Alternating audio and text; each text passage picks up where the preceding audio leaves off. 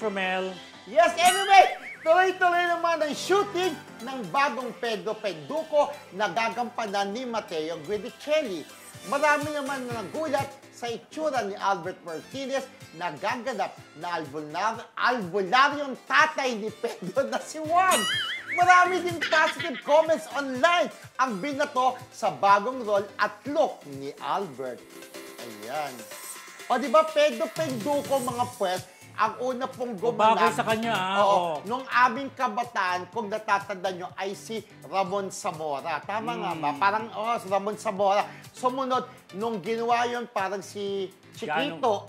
Chiquito. Okay. After ni Chiquito, Jano Gibbs. Okay. Diba? At ngayon po, Matteo Guidicelli, since si Matteo po ay taga-Viva, puro Viva Sa TV, si Matt Evans yata. Matt Evans. Pedro Penduko.